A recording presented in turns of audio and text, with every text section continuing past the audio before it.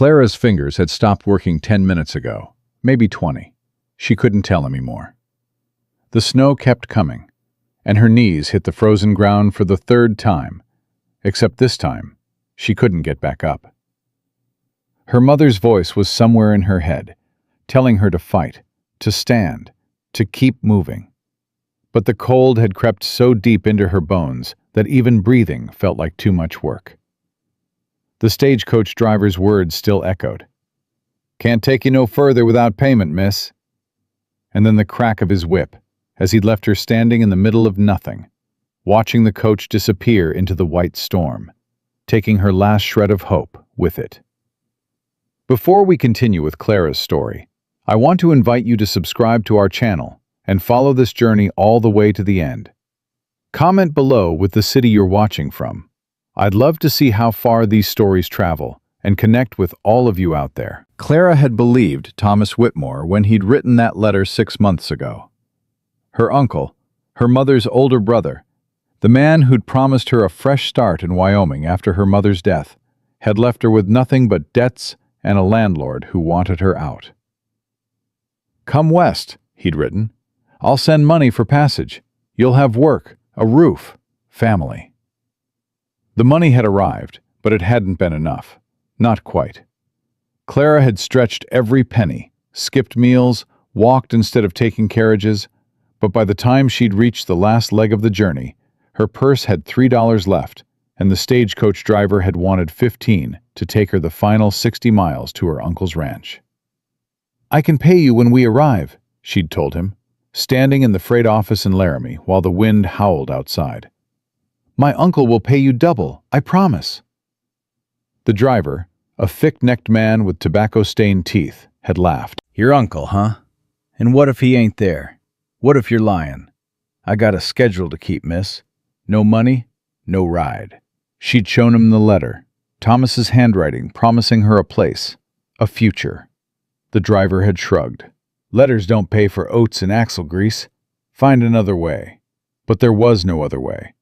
Winter had hit Wyoming early that year, and every freighter, every mail carrier, every ranch hand heading north had either already left or wanted cash up front. Clara had spent 2 days trying to find someone, anyone, who'd take her on credit, and finally, the same stagecoach driver had found her, shivering outside the general store. "Tell you what," he'd said, and something in his voice had made her skin crawl even then. "I'll take you halfway. You pay me what you got now, and when your uncle sends someone back with the rest, I'll get paid. Fair?" It hadn't been fair. It had been a trap, and Clara had known it. But the alternative was staying in Laramie with no money, no prospects, and winter closing in. She'd given him the $3. He'd driven her 30 miles out, to a place where the road forked and the landscape turned into nothing but rolling white hills and skeletal trees. Then he'd stopped the coach. "End of the line," he'd said. "This isn't halfway," Clara had protested, her voice shaking. "You promised." "I promised nothing, miss. You got 30 miles closer to your uncle's place. That's what $3 buys. Now get out, before I change my mind and take you back to Laramie." She'd climbed down into the snow, her thin coat already soaked through from the moisture in the air, and watched him turn the coach around and disappear. No goodbye, no apology, no backward glance. That had been 2 hours ago, maybe 3. Clara had started walking, because the alternative was freezing to death standing still. The road had been visible at first, 2 ruts in the snow cutting through the wilderness. But then the storm had hit, real and vicious, and the ruts had vanished beneath fresh powder. She'd kept walking anyway, following what she thought was north, because her uncle's ranch was north. The driver had said so.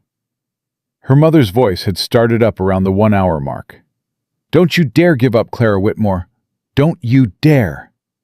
Mama had fought pneumonia for 6 weeks before she'd died. Fought it with every breath, even when the doctor had said there was no hope. "You're stronger than you know," she'd whispered the day before the end. "Promise me, you'll fight." Clara had promised. But Mama hadn't known about Wyoming winters, hadn't known about stagecoach drivers who lied, hadn't known how cold could turn a person's blood to ice, and make their thoughts slow down until even memories felt like too much effort. Clara's knees hit the snow again, and this time she didn't try to get up. The wind screamed around her, but it sounded distant now, like it was happening to someone else. Her hands were buried in the snow in front of her, and she couldn't feel them at all. Couldn't feel her feet. Couldn't feel much of anything except a strange, creeping warmth that she knew wasn't real. "Mama," she whispered, and her voice cracked. "I tried." The wind answered, indifferent and eternal. She closed her eyes. The warmth spread. Maybe this was easier than fighting. Maybe Mama would understand. Then she heard it. Hoofbeats. At first, Clara thought she was imagining it, the way she'd imagined warmth, the way she'd imagined her mother's voice telling her to stand. But the sound got louder, closer, real, and then a voice cut through the storm. Jesus Christ! Hands grabbed her shoulders, rough but careful, turning her over. Clara forced her eyes open and saw a man's face above her, dark eyes wide with shock, snow clinging to his hat and the stubble on his jaw. "Can you hear me?" he demanded, and his voice was deep, urgent. "Miss, can you hear me?" Clara tried to speak, but her mouth wouldn't work. She managed a nod, barely. "I've got you," the man said, and he scooped her up like she weighed nothing, cradling her against his chest. "I've got you. Stay with me." She felt herself being lifted onto a horse, felt the man climb up behind her, his arm locked around her waist to keep her from falling.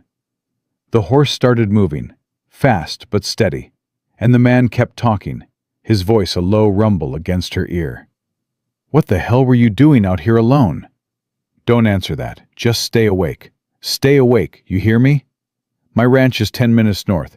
You're gonna be fine." Clara wanted to believe him, but the warmth was still spreading, and her thoughts were scattering like snow in the wind. She let her head fall back against his shoulder. No, don't do that," the man snapped, jostling her slightly. "Eyes open. Look at me. Come on, eyes open." She obeyed because his voice demanded it, and she was too tired to argue. His face swam into view again, all hard lines and concern, and she thought maybe she'd seen him before, in a dream or a painting, someone who looked like safety felt. "That's it," he said, and his tone softened just a fraction. "Keep looking at me. What's your name?" "Clara," she managed, the word barely audible. "Clara," he repeated, like he was memorizing it. "I'm Daniel. Daniel Cross. You're going to be all right, Clara. I promise you that." Promises meant nothing. The stagecoach driver had taught her that. But Daniel's arms were solid around her, and the horse beneath them was real. And when the ranch came into view, a sprawling house with smoke rising from the chimney and lamplight glowing in the windows, Clara let herself hope, just for a second, that maybe this promise would be different. Daniel kicked the door open and carried her straight inside, shouting as he went, "Ben, get water boiling, now, and find every blanket in this house." A younger man appeared from a side room, his eyes going wide when he saw Clara. "Boss, what? Just do it," Daniel barked, and the young man, Ben, scrambled to obey. Daniel set Clara down in a chair near the fireplace, then immediately started pulling off her soaked coat, her wet gloves, moving with quick efficiency. "Can you feel your fingers?" he asked, examining her hands. Clara shook her head. She couldn't feel anything. "Damn," Daniel muttered. He grabbed a blanket from the back of the couch and wrapped it around her shoulders, then knelt in front of her, chafing her hands between his. "This is going to hurt when the feeling comes back, but that's good. Pain means you're alive." Ben returned with an armful of blankets and a kettle of water. "Should I ride for Doc Hendricks?" "Not in this storm," Daniel said, not looking up from Clara's hands. "We'll manage. Get her some hot broth, chicken if we have it, and keep that fire going." Ben disappeared again, and Daniel kept working on Clara's hands, rubbing warmth back into them with steady, patient pressure. The fire crackled beside them, and slowly, agonizingly, sensation began to return. It started as pins and needles, then escalated to sharp, burning pain that made Clara gasp. "I know," Daniel said quietly. "I know it hurts, but it means you're going to keep your fingers. Just breathe through it." Clara bit her lip hard enough to taste blood, but she didn't pull away. Daniel's hands were calloused and strong, and the way he focused on his task, like nothing else in the world mattered except bringing her back from the edge, made something inside her chest tighten. "Why were you out there alone?" he asked after a moment, his voice gentler now. Clara swallowed, trying to find her voice. "Stagecoach driver left me." Daniel's hands stilled for just a second, and when he looked up at her, his expression was thunderous. "He what?" "I didn't have enough money," Clara said, and the admission burned worse than the returning circulation in her fingers. "He took what I had and left me in the middle of nowhere, said I could walk the rest of the way." "Son of a—" Daniel cut himself off, jaw clenched. "What's his name?" "I don't know. I just know he drives the route from Laramie." "I'll find out," Daniel said, and there was a cold promise in his voice that suggested the driver would regret his choices. "Where were you headed?" "My uncle's ranch, Thomas Whitmore. He's supposed to be north of here, near the Sweetwater." Daniel's expression shifted, something unreadable crossing his features. "Thomas Whitmore. You know him?" "I know of him," Daniel said carefully. "He's about 40 miles north. You were walking in the wrong direction." The words hit Clara like a physical blow. All that walking, all that suffering, and she'd been going the wrong way. She felt tears prick her eyes and blink them back furiously. "Hey," Daniel said, catching her chin gently with one hand. "You're alive. That's what matters. The rest we can figure out."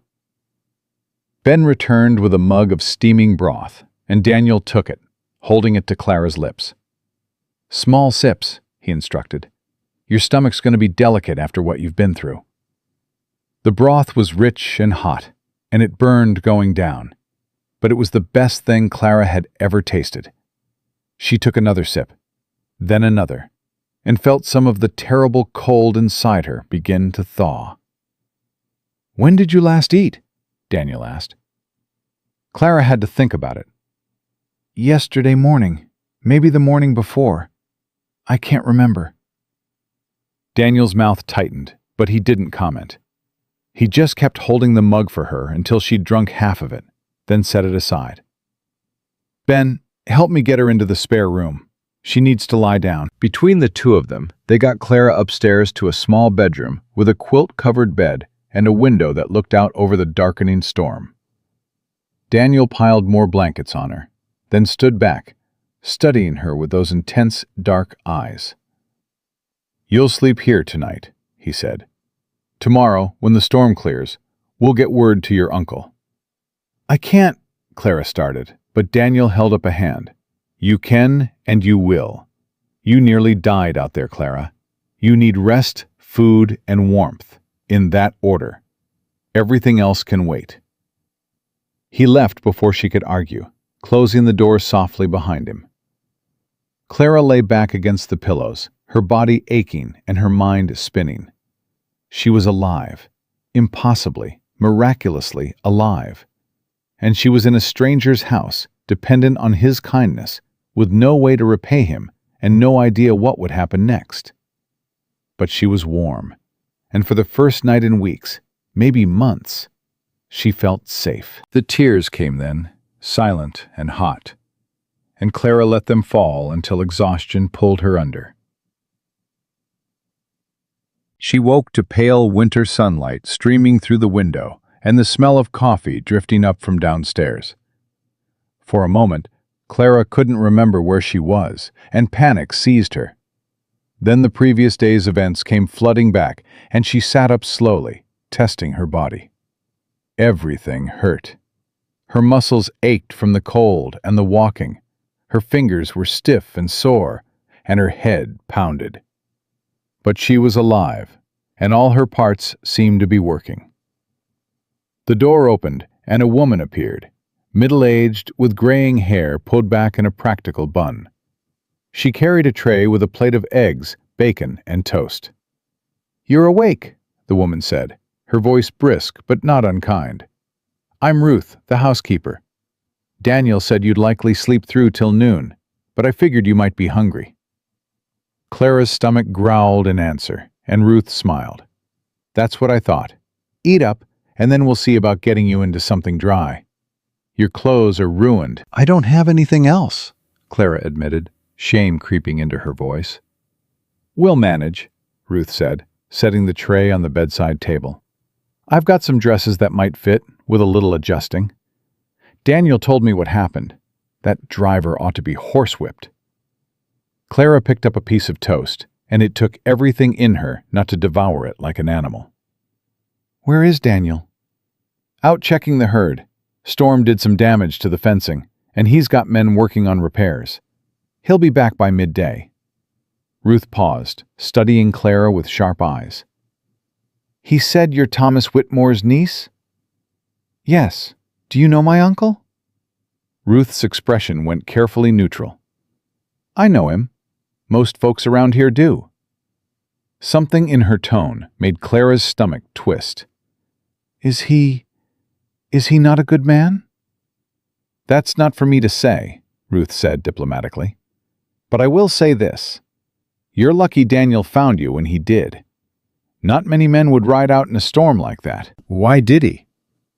"Because that's who Daniel is," Ruth said simply. "Now eat before it gets cold." She left, and Clara forced herself to eat slowly, methodically, even though her body screamed for her to shovel everything down at once. By the time she'd finished, she felt almost human again. Ruth returned with an armful of clothes, a simple blue dress, undergarments, stockings. "Try these on. If they don't fit, we'll pin them." The dress was too big in the waist and too short in the hem, but Ruth produced a needle and thread and made quick work of the adjustments, while Clara stood self-consciously in her borrowed undergarments. When she was finally dressed, Ruth stepped back and nodded approvingly. "Much better. Now, Daniel wants to see you downstairs when you're ready. Take your time." Clara descended the stairs slowly, her legs still shaky, and found Daniel in what appeared to be his office. A room lined with books and ledgers, a large desk covered in papers. He looked up when she entered, and something in his expression softened. "You look better," he said, standing. "How do you feel?" "Like I was trampled by a horse," Clara admitted, and was rewarded with a small smile. "That'll pass. Sit." He gestured to a chair across from his desk, and Clara sank into it gratefully. Daniel sat back down, studying her with those dark, assessing eyes. "I sent a man to your uncle's ranch this morning. Should hear back by evening." "Thank you," Clara said, and the words felt hopelessly inadequate. "I don't know how I'll ever repay you for—" "You don't owe me anything," Daniel interrupted. "What happened to you was wrong. That driver's going to answer for it. I promise you that." "You can't." "I can, and I will," Daniel said flatly. "Nobody leaves a woman to die in a snowstorm and gets away with it. Not in my territory." Clara blinked. "Your territory?" "I've been ranching this land for 10 years. People around here know me, and they know I don't tolerate that kind of behavior. The driver will face consequences." There was a quiet certainty in his voice that made Clara believe him. She studied him properly for the first time. The strong jaw, the lines around his eyes that suggested both hard work and laughter. The way he carried himself with easy confidence. He couldn't be more than 35, but he had the presence of someone who'd earned every year. "Why did you ride out in the storm?" she asked quietly. Daniel leaned back in his chair, his gaze distant. "I was heading back from the north pasture when I saw something dark in the snow. Thought it might be a lost calf. Got closer and realized it was a person." His eyes found hers again. I've seen what this land does to people who aren't prepared for it. I wasn't about to let you become another tragedy. You saved my life. I did what anyone decent would do, Daniel said. But Clara shook her head. The stagecoach driver didn't. The stagecoach driver is a bastard, Daniel said bluntly, and you deserve better than what he gave you. Clara felt her throat tighten.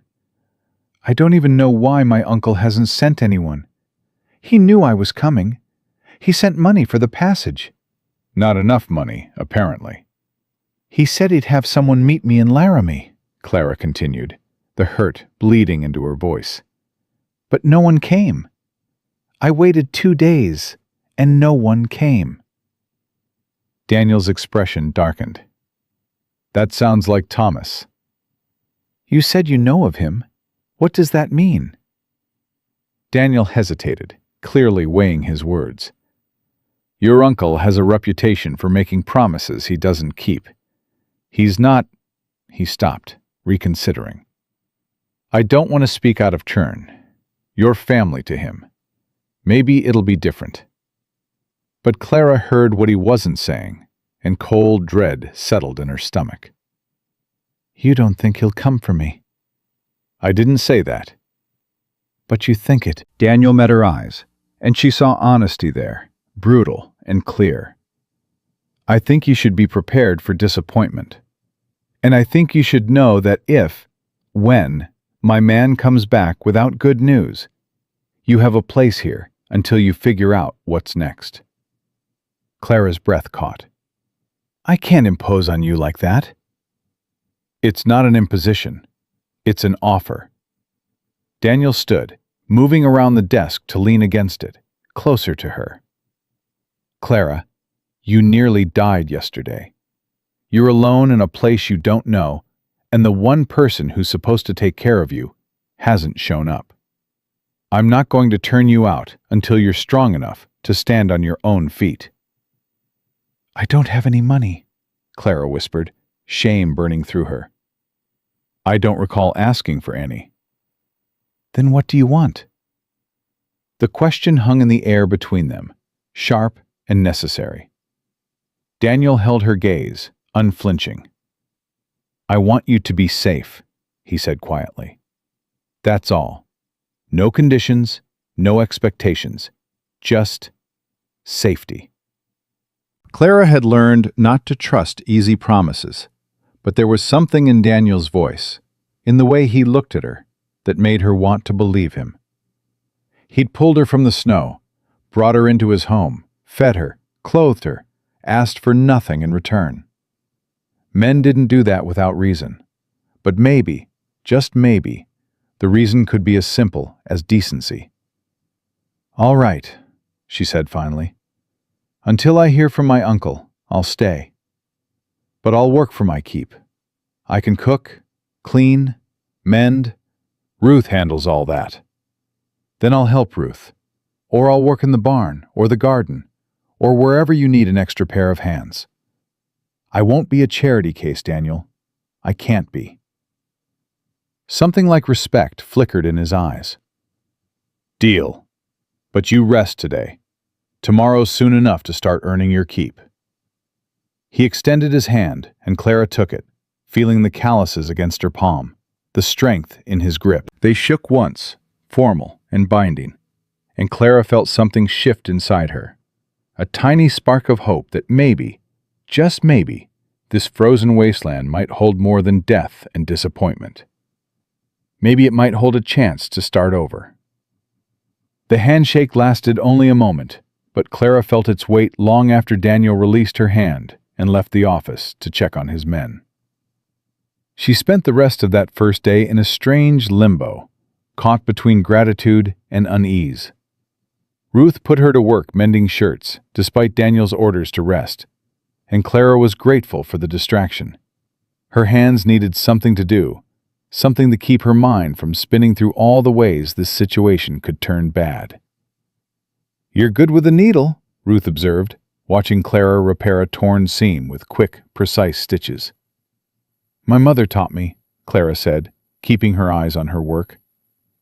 She took in mending after my father died. Said idle hands invited trouble. Smart woman. She was. Clara bit off the thread and reached for another shirt. She'd have liked it here, I think. The quiet. Ruth made a non-committal sound. Quiet's relative. Wait till spring when the cabs come. Place turns into chaos. The door banged open, and Ben stumbled in, snow covering his coat and hat. "Boss is back," he announced, "and he's got company." Clara's heart seized. She dropped the shirt and stood, her legs suddenly unsteady. Ruth put a hand on her arm. "Breathe," she said quietly. "Whatever news he's bringing, you'll face it." But when Daniel entered the kitchen, he was alone. His expression was grim, and Clara knew before he spoke that the news wasn't good. "Your uncle sent a man back with me," Daniel said without preamble. "Name's Foster. He says Thomas received my message." Clara waited, her fingernails digging into her palms. "He's not coming for you." The words hit like a fist to the stomach. What? Foster says your uncle's dealing with some trouble on his ranch. Rustlers or squatters, something like that. He can't spare anyone to make the trip right now. He said to tell you he'll send for you when things settle down. When things settle down, Clara repeated numbly. How long? Daniel's jaw tightened. Foster didn't say. Could be weeks. Could be longer. Did he send money for my passage back east or? No money. Clara sat down hard in the nearest chair. Her uncle had known she was coming, had invited her, had promised her a place, a future. And now he couldn't even be bothered to send someone to collect her from the stranger who'd saved her life. "I'm sorry," Daniel said, and he sounded like he meant it. "I wish I had better news." "It's not your fault." Clara forced the words out through a throat gone tight. "You've done more than enough. I'll figure something out. Maybe I can find work in town or—" "You'll stay here," Daniel interrupted. "I meant what I said. You've got a place until you're ready to leave on your own terms." "I can't." "Yes, you can." Daniel pulled out a chair and sat across from her, his eyes intense. "Clara, listen to me. Your uncle just showed you exactly how much he values you, which is not at all. You don't owe him anything, and you sure as hell don't need to put yourself in danger trying to get to him." "He's family." "Family doesn't abandon people," Daniel said flatly. "You want to work? Fine. I'll pay you wages, same as I pay my men. You'll earn your keep and then some. And when spring comes, if you still want to go to your uncle's place, I'll take you there myself. But right now, you're staying put." Clara stared at him, trying to process the offer. Wages, real money, not charity. A chance to rebuild what she'd lost. "Why are you doing this?" "Because it's the right thing to do," Daniel said simply. "And because I need the help. Ruth's been after me to hire another hand for the house, and you've already proven you can work." Ruth snorted. "He's not lying. I've been begging for help since last spring." Clara looked between them, these two people who owed her nothing but were offering her everything. She thought about her mother, about the promises Thomas had made and broken, about the stagecoach driver who'd left her to die. Then she thought about Daniel, riding out into a storm to save a stranger, about the warmth of this kitchen, about the possibility of starting over on her own terms instead of someone else's. "All right," she said finally. "I'll stay, and I'll work. But I want a proper contract, hours, wages, terms. I won't be beholden to anyone ever again." Daniel's mouth quirked in something almost like a smile. "Deal. We'll draw it up tomorrow." He stood and left, and Clara let out a breath she hadn't known she was holding. Ruth squeezed her shoulder. You made the right choice, she said quietly. Daniel's a good man, one of the few left. Clara wanted to believe her, but she'd believed in Thomas's promises too, and look where that had gotten her. She'd learned her lesson. Trust was earned, not given. And Daniel Cross would have to earn every ounce of hers. The next morning, Clara woke before dawn and dressed in one of Ruth's altered work dresses. She found the older woman already in the kitchen, kneading bread dough with practiced efficiency. "You're up early," Ruth said, not looking up from her work. "I don't sleep much anymore," Clara admitted. "Can I help?" Ruth nodded toward a basket of potatoes. "Peel those. We're feeding 8 men for breakfast, and they eat like locusts." Clara set to work, and they fell into an easy rhythm, Ruth kneading and shaping, Clara peeling and chopping. The kitchen slowly filled with warmth and the yeasty smell of rising dough. "How long have you worked for Daniel?" Clara asked after a while. 5 years, since his wife died. Clara's hands stilled. He was married? Sarah, sweet girl but fragile, got sick during a hard winter and never recovered. Daniel blamed himself, thought if he'd gotten her to a doctor sooner, she might have made it. But the nearest doc was 2 days away, and by the time he got back, it was too late. "That's awful." "It nearly broke him," Ruth said quietly. "He was different after, quieter, harder. Threw himself into the ranch like a man possessed. Hasn't looked at another woman since." She paused. "Until you." Clara's heart skipped. "He hasn't looked at me." "If you believe that, you're blind," Ruth said matter-of-factly. "The man rode into a blizzard for you. He's fighting your battles with stagecoach drivers and offering you wages he doesn't need to pay. That's not charity, girl. That's interest." "He's just being decent," Clara protested, but her cheeks burned. "Maybe. Or maybe he sees something in you he hasn't let himself see in a long time. Either way, you could do worse than Daniel Cross." Before Clara could respond, the kitchen door swung open and Ben appeared, followed by 3 other ranch hands, all of them eyeing Clara with obvious curiosity. "Mornin', Ruth," Ben said, then nodded at Clara. "Miss Whitmore?" "Just Clara," she said quickly. "Miss Whitmore makes me sound like a school teacher." One of the other men, tall and raw-boned with a scar across his jaw, grinned. "You a teacher?" "No, just someone trying to earn her keep." "She's helping Ruth," Ben explained. "Boss hired her on proper." The scarred man's eyebrows rose. "That's so. Well then, welcome to the Cross Ranch, Clara. Name's Jack. These 2 are Pete and Sam." The introductions continued as more men filtered in, and Clara served breakfast alongside Ruth, learning names and faces and trying not to feel overwhelmed by the sheer maleness of it all. She'd grown up in boarding houses and tenements, surrounded by women and children. This was different, loud and rough and immediate. Daniel appeared last, his hair damp from washing, his eyes sharp despite the early hour.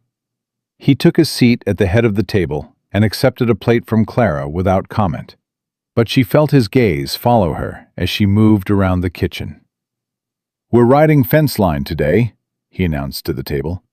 "Storm knocked down half the posts on the north boundary. Jack, you take Pete and Sam. Ben, you're with me. We'll meet back here by sundown." "What about the cattle in the south pasture?" Ben asked around a mouthful of eggs. "Leave them. They've got enough grass for now." Daniel glanced at Clara. "You ride?" She blinked. "Horses?" "No, dragons. Yes, horses." "I can stay in the saddle," Clara said carefully. "But I'm not an expert." "Good enough. Ruth's got her hands full today, and I need someone to bring lunch out to the men around midday. You up for it?" It wasn't really a question. Clara nodded. "Tell me where to go." Daniel's mouth twitched. "I'll send Ben back to guide you. Don't go wandering off alone. This land's got teeth." The men finished breakfast and filed out, leaving Clara and Ruth to clean up. As Clara washed dishes, she felt something shift inside her, a sense of purpose she hadn't felt in months. She had work to do, a place to be, people depending on her. It wasn't the life she'd imagined when she'd left Philadelphia, but it was real, and it was hers. For now, that was enough. At noon, Ben returned as promised and helped Clara load saddlebags with bread, cheese, dried meat, and water canteens. He saddled a gentle mare named Daisy and showed Clara how to mount without spooking the horse. "Stay close to me," he said as they rode out. "And if you see anything that looks off, wolves, strange riders, anything, you tell me right away." "Are wolves common?" "Common enough. They go after calves mostly, but a hungry wolf's not picky." They rode north through rolling white hills, following tracks left by the morning crew. Clara focused on staying balanced, on moving with the horse instead of against it, on not thinking about how far down the ground was. "You're doing good," Ben said after a while. "First time I rode out here, I fell off twice." "How long have you worked for Daniel?" 3 years. Best boss I've ever had. Pays fair, doesn't work you to death, and he's got your back when trouble comes." "What kind of trouble?" Ben shrugged. "Rustlers, claim jumpers, men who think a woman alone is fair game." He glanced at her. "Your uncle's place. That's rough country. Lots of men there with loose morals and fast hands." Clara's stomach twisted.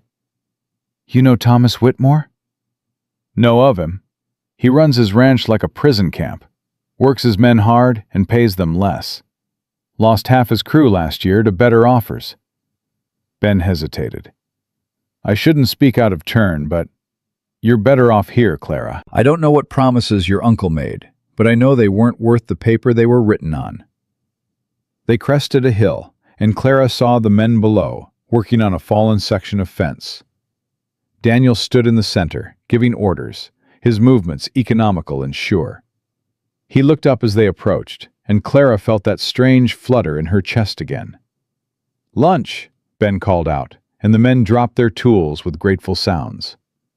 Clara dismounted, less gracefully than she'd hoped, and distributed food while the men settled in the snow to eat.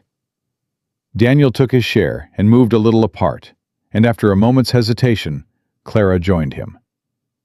"You did well," he said, without looking at her. "Not many people would ride out their first week after nearly freezing to death." "I'm tougher than I look." "I'm starting to see that." He took a bite of bread, chewed, swallowed. "Your uncle send any other messages?" "No." "Why?" "Foster said something before he left. Mentioned Thomas was dealing with a situation that might get worse before it got better. Wouldn't elaborate." Daniel's jaw tightened. "I don't like it. Your uncle's got a talent for finding trouble." "What kind of trouble?" "The kind that gets people hurt." Daniel finally looked at her, his dark eyes serious. "Promise me something. If your uncle does send for you, you'll think twice before going." "He's my family." "He's a man who left you stranded in a storm. Family or not, that tells you everything you need to know about his character." Clara wanted to argue, but she couldn't. Because Daniel was right. Thomas had abandoned her when she needed him most. Why should she believe he'd be any different when she arrived at his ranch? "I'll think about it," she said finally. "That's all I'm asking." They finished eating in companionable silence, and then the men returned to work. Clara helped gather the empty canteens and watched Daniel lift a fallen post like it weighed nothing. Watched the easy way he moved, the casual strength in every gesture. She thought about what Ruth had said, about Daniel seeing something in her. She thought about Sarah, the wife who'd died, the grief that had shaped him. She thought about trust and how dangerous it was to give it too soon. But despite herself, despite everything, she felt the first fragile threads of it beginning to form. The ride back to the ranch was quiet, the sun already sinking toward the horizon. Clara's legs ached from the unfamiliar saddle, and her hands were cold despite her gloves, but she felt oddly satisfied. She'd worked. She'd contributed. She'd proven, if only to herself, that she wasn't helpless. They were a mile from the ranch when Ben suddenly reined his horse to a stop, his hand going up in warning. "What?" Clara started, but he shushed her. "Riders," he said quietly, his eyes scanning the horizon. "Coming fast." Clara followed his gaze and saw them. 3 men on horseback, pushing hard through the snow. Her heart began to pound. "Who are they?" "Don't know, but they're not ours." Ben turned his horse. "Come on, we need to get back to the ranch. Now." They kicked their horses into a gallop, snow spraying up around them, and Clara held on for dear life. Behind them, the 3 riders changed course, angling to intercept. "Ben!" "I see them. Just keep riding."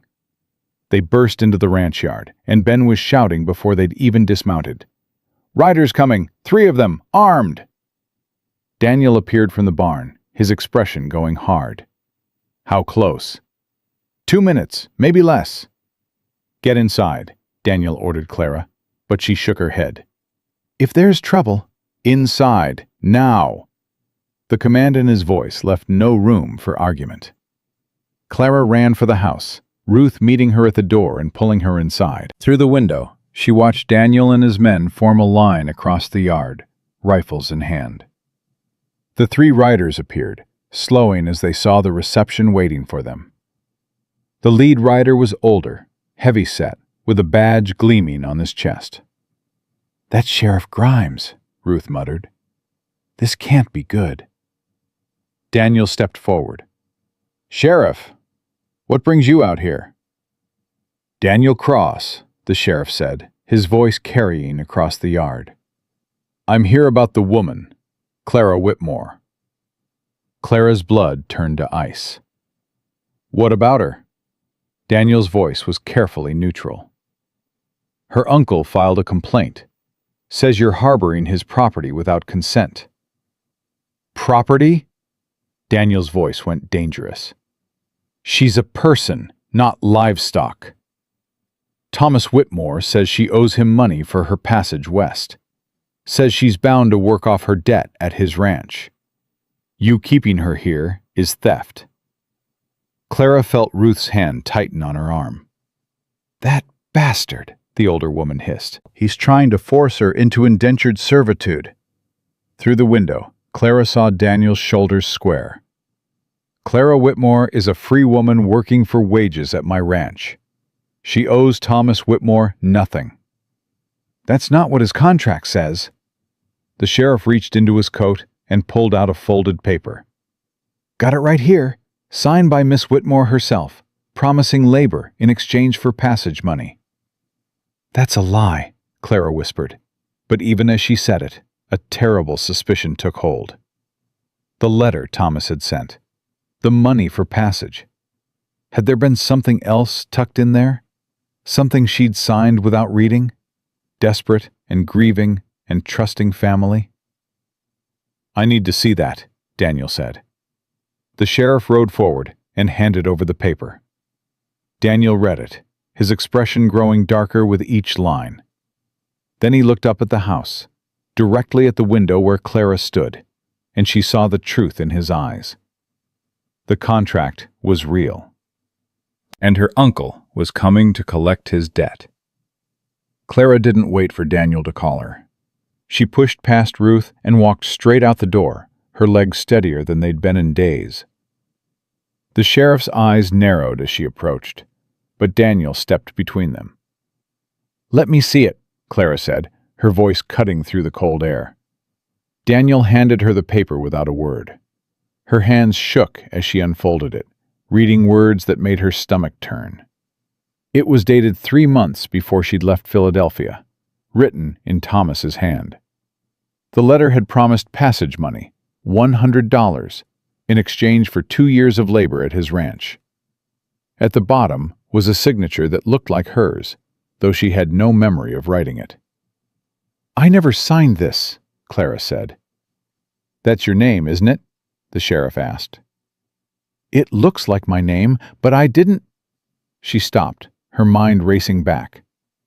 The letter had arrived with multiple pages. She'd been so desperate, so relieved to have somewhere to go after her mother's death, that she'd barely read past the first page before signing what she'd thought was a receipt for the money. He tricked me. So you did sign it, the sheriff said flatly. I signed something, but not this. Not a contract for indentured servitude. Clara's voice rose. I thought I was signing an acknowledgement of the passage money, nothing more. Law doesn't care what you thought. It cares what you signed. The sheriff shifted in his saddle. Miss Whitmore, your uncle's been patient. He sent money in good faith, and you haven't shown up to honor your end of the bargain. Now he's within his rights to collect. She nearly died trying to get to him, Daniel said, his voice ice. The driver he paid abandoned her in a blizzard. If I hadn't found her, she'd be dead, and Thomas wouldn't have gotten his money's worth anyway. That's between her and the driver, the sheriff said. My job's to enforce contracts. Thomas Whitmore wants his niece delivered to his ranch. I'm here to make sure that happens. Over my dead body, Daniel said quietly. The sheriff's hand moved toward his gun. Don't make this harder than it needs to be, Cross. I've got a legal document, and I've got the authority to enforce it. You interfere, and I'll arrest you for obstruction. Try it, Daniel said, and his men shifted behind him, rifles ready. Stop! Clara stepped forward, putting herself between Daniel and the sheriff. Stop it, both of you. Sheriff, my uncle sent you out here for nothing. I'll go to his ranch. I'll honor whatever agreement he thinks we have. Clara, no, Daniel started, but she cut him off. I'm not going to be the reason men die today. Not over a piece of paper. She looked back at Daniel, trying to convey with her eyes what she couldn't say aloud. Thank you for everything you've done, but this is my problem to solve. Daniel's jaw worked, and for a moment she thought he might argue. Then he turned to the sheriff. She goes nowhere today. It's nearly dark, and she's not recovered from her ordeal. You come back tomorrow morning, and I'll have her ready. I've got orders to tomorrow morning, Daniel repeated, and there was steel in his voice. Unless you want to explain to the territorial judge why you forced a sick woman to travel in freezing darkness without proper provisions. The sheriff hesitated, clearly weighing his options. Finally, he nodded. Sunrise tomorrow. If she's not ready, I'm coming in to get her. He wheeled his horse around, and the other two riders followed. They disappeared into the gathering dusk, and Clara felt her knees start to buckle. Daniel caught her before she fell. Inside, he ordered, but his hands were gentle as he guided her toward the house. Ruth had hot coffee waiting, and Clara wrapped her hands around the mug, trying to stop their shaking. Daniel paced the kitchen like a caged animal, his anger palpable. There has to be a way out of this, he said. A contract signed under false pretenses, that's fraud. We can fight it. With what lawyer? Clara asked tiredly. I don't have money for legal battles, Daniel. And even if I did, the law's clear. I signed my name. That makes it binding. It's slavery, Ruth spat. Dressed up fancy, but that's what it is. 2 years of forced labor. It's what I agreed to, Clara said, even though the words tasted like ash. Or what Thomas made it look like I agreed to. Either way, I'm trapped.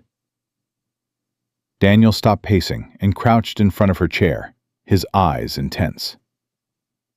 Listen to me. You don't have to go. I can hide you, get you on a stage east, give you money to start over somewhere Thomas can't find you.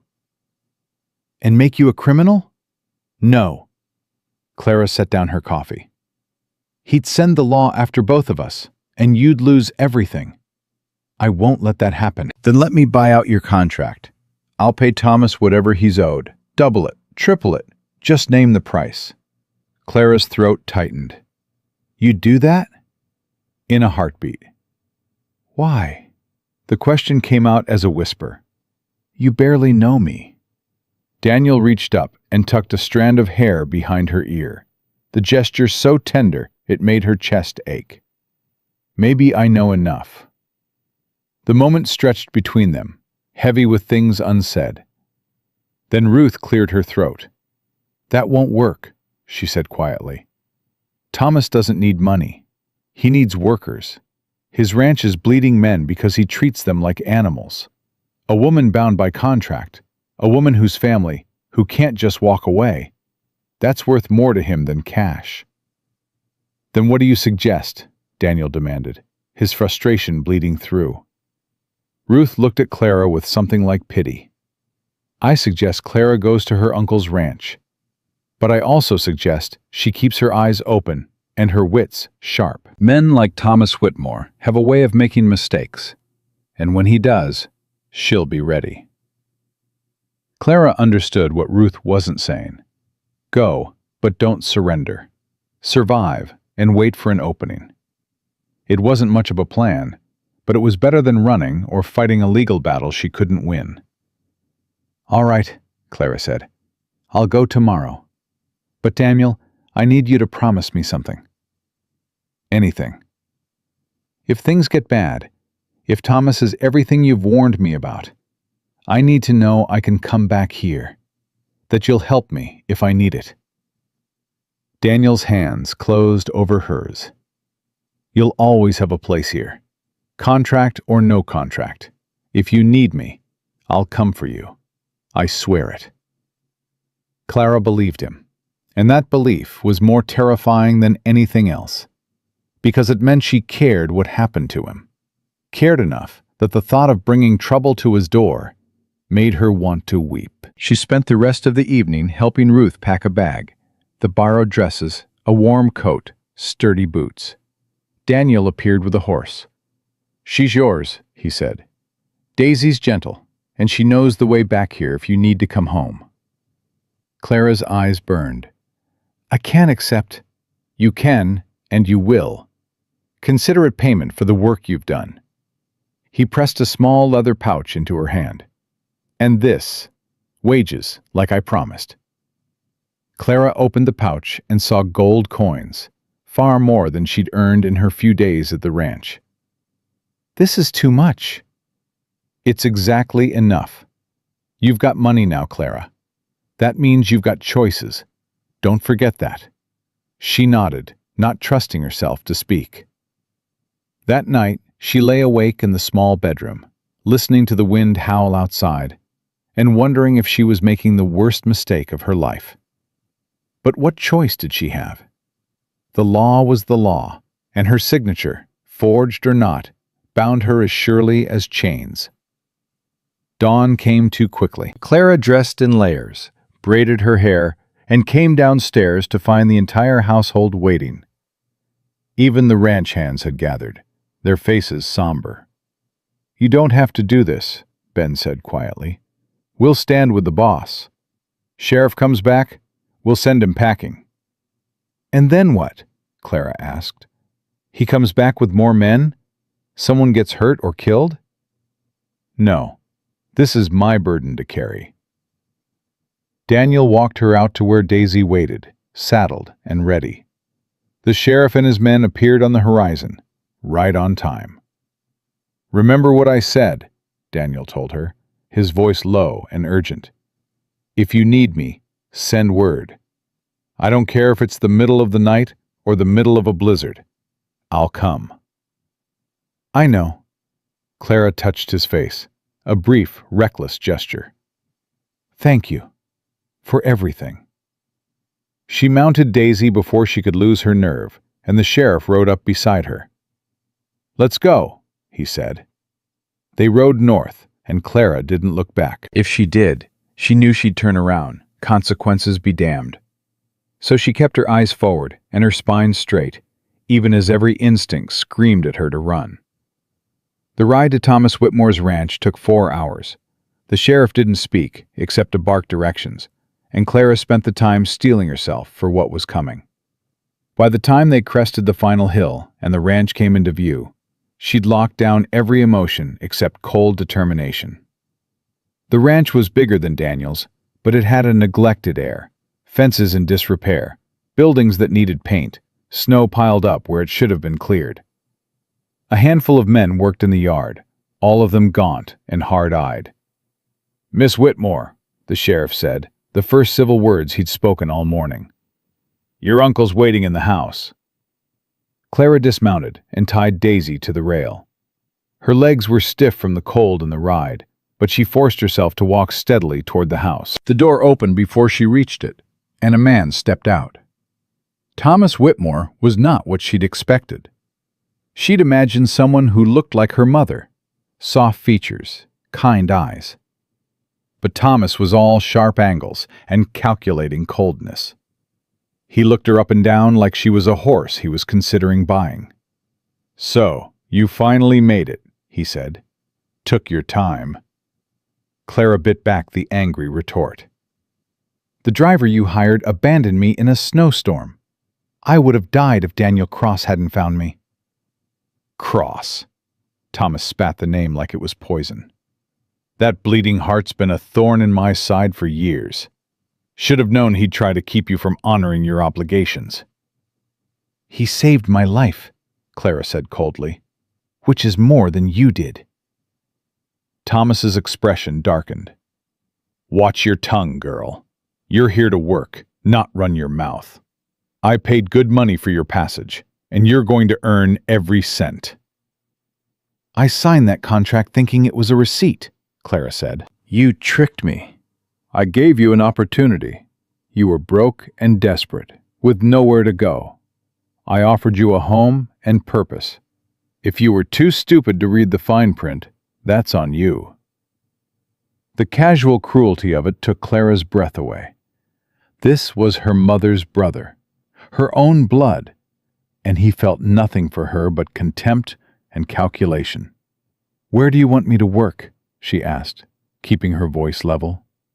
"Kitchen, for now. My cook quit last week. Couldn't handle the workload, the lazy cow. You'll be up at 4 to make breakfast for 20 men, and you'll clean up after them too. Lunch at noon, dinner at 6. In between, you'll wash clothes, mend, and whatever else needs doing. You get Sundays off unless I say otherwise." "And my wages?" Thomas laughed, a harsh bark. "Wages? You're working off a debt, girl. You don't get wages. You get room and board, and when your 2 years are up, you get your freedom. That's the deal." That was exactly the deal. "And if you've got a problem with it, take it up with the sheriff."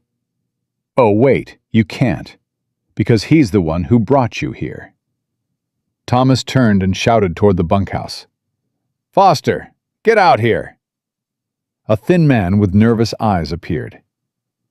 "Boss?" "This is my niece, Clara. Show her the kitchen and get her started. And make sure she understands the rules." Thomas walked away without another word, and Clara was left standing with Foster, who looked almost as trapped as she felt. "I'm sorry," Foster said quietly. "It's not a good place. But if you keep your head down and do the work, he'll mostly leave you alone." "And if I don't?" Foster's eyes flicked toward the bunkhouse. "Then it gets worse. A lot worse."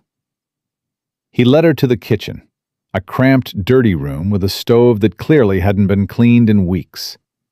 There were dishes piled everywhere, food crusted on every surface, and a smell that made Clara's eyes water. "Last cook left in a hurry," Foster explained. Thomas worked her 16-hour days for 3 months straight. She finally snapped and walked off in the middle of the night. Took one of the horses.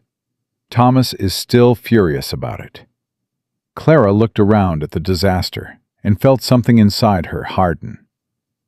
Thomas wanted to break her, wanted her grateful and compliant. But she'd survived her mother's death, survived poverty, survived a blizzard.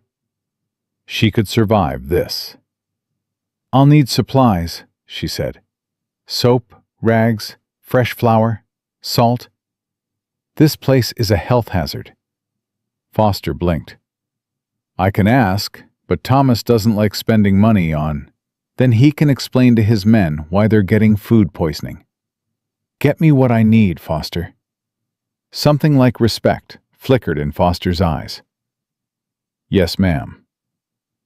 Clara spent the rest of the day scrubbing the kitchen until her hands were raw and her back screamed.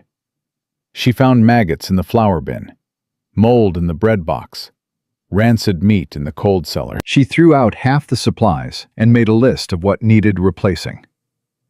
By the time dinner rolled around, she'd managed to produce a simple stew and fresh bread, though it took every ounce of skill she possessed. The men who filed in to eat looked at her with varying degrees of suspicion and curiosity. None of them spoke to her directly, but she heard their whispered conversations. That's Whitmore's niece. Poor girl. Give her a month before she runs like the others. If she lasts a month, I'll eat my hat. Clara served the food and said nothing, but inside a fierce determination was building. She wouldn't run. She wouldn't break. And somehow, some way, she'd find a way out of this contract that didn't involve destroying the one man who'd shown her genuine kindness. That night, alone in the tiny room Thomas had assigned her, barely bigger than a closet, with a thin mattress and no heat, Clara pulled out the leather pouch Daniel had given her. She counted the coins by moonlight, enough to buy passage anywhere, to start over fresh. But running meant abandoning Daisy, meant making Daniel a criminal for helping her escape. It meant living the rest of her life looking over her shoulder. She tucked the pouch under her mattress and lay down, pulling the thin blanket tight. Tomorrow she'd start again. She'd do the work, play the obedient niece, and wait. Wait for Thomas to make a mistake. Wait for an opportunity. Wait for the chance to take her life back on her own terms. Through the wall, she could hear Thomas's voice raised in anger, berating someone for something. Then a crash, like furniture being thrown. Clara closed her eyes and tried not to think about what the next 2 years would bring. But she thought about Daniel, about the way he'd looked at her that last morning, about his promise to come if she needed him. And she held on to that promise like a lifeline in the dark. The days that followed blurred together in a haze of exhaustion and barely controlled anger. Clara woke before dawn, started the kitchen fires, and cooked for 20 men with supplies that were never quite adequate. Thomas criticized everything. The bread was too dense, the stew too thin, the coffee too weak. Nothing she did was good enough, and he made sure she knew it. But Clara had learned something in her years of survival. She'd learned to bend without breaking, to take the hits and keep standing. So she endured Thomas's insults and his impossible demands, and she watched. Watched how he treated his men, how they looked at him with resentment simmering beneath forced respect. Watched how he counted every penny, how he cut corners on everything from food to equipment. Watched how Foster and the others moved through the ranch like men in a prison, desperate for any chance to escape. And she watched for her moment. Because Clara Whitmore might be trapped by a fraudulent contract and her own desperation, but she wasn't defeated. Not yet. 2 weeks into her captivity, because that's what it was, no matter how Thomas dressed it up, a rider came to the ranch. Clara was in the kitchen when she heard the commotion, heard Thomas's voice rising in anger. "What do you mean another one quit?" She moved to the window and saw a dust-covered cowboy standing in the yard, hat in hand. "Pete's gone, boss. Left a note saying he found work down in Cheyenne for better pay. That's the 4th man this month." Thomas's face went purple. "I'll sue him for breach of contract." "He didn't have a contract, boss. Just a handshake agreement. He was free to leave whenever he wanted." Unlike me, Clara thought bitterly. Unlike me, who's stuck here because I was stupid enough to sign something without reading it. Thomas dismissed the cowboy with a snarl and stalked toward the house. Clara quickly moved away from the window and returned to her work, but her mind was racing. Men were leaving. Thomas's operation was falling apart. And desperate men made mistakes. She just had to be ready when he made his. That night, as she lay in her cold little room, Clara pulled out the paper and pencil she'd managed to scavenge and wrote carefully by candlelight.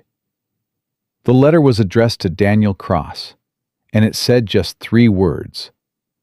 Not yet. Soon. She'd find a way to send it, and when the time was right, when Thomas's world finally crumbled the way it deserved to, she'd call in the promise Daniel had made. And she'd walk out of this place free. She got her chance to send the letter 3 days later when a supply wagon came from town. The driver was an older man named Henry, who'd made deliveries to Thomas's ranch for years. And Clara caught him as he was unloading flour sacks. "I need you to deliver something," she said quietly, pressing the folded paper and a gold coin into his weathered hand. "To Daniel Cross's ranch. Don't let my uncle see." Henry looked at the coin, then at her face, and something in his expression softened. "You're the niece everyone's talking about. The one Whitmore's got working like a mule. Will you take it?" He pocketed both items. "Consider it done. And miss, whatever you're planning, do it quick. Thomas Whitmore's got a mean streak a mile wide, and I've seen what happens to people who cross him." The warning sent ice through Clara's veins, but she nodded her thanks and hurried back to the kitchen before Thomas noticed her absence. That night, she allowed herself a moment of hope. Daniel would get her message. He'd know she was still fighting, still waiting for her moment. But she didn't know how long she could wait. Thomas's temper had been deteriorating steadily. 2 more men quit that week, taking horses with them, and Thomas spent hours raging about thieves and traitors and the impossibility of finding decent workers. Clara kept her head down and her mouth shut, but she catalogued every outburst, every sign of his unraveling control. "You!" Thomas's voice cracked through the kitchen one morning as Clara was preparing breakfast. "Where's my coffee?" "Brewing now," Clara said evenly, not turning from the stove.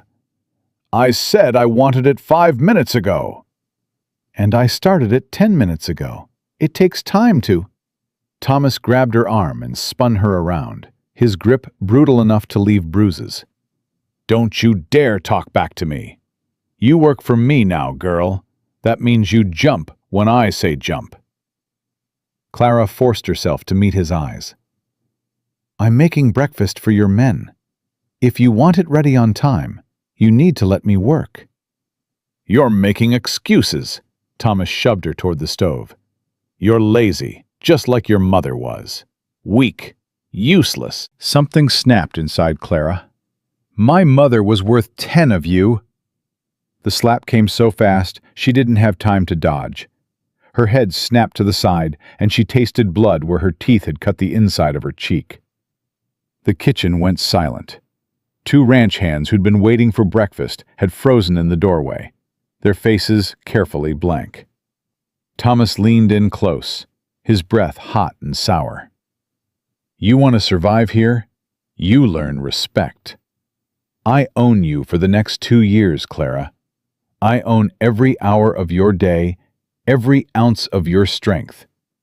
You remember that." He stalked out, and the 2 ranch hands quietly disappeared. Clara stood there, her cheek burning, her hands shaking with rage and humiliation.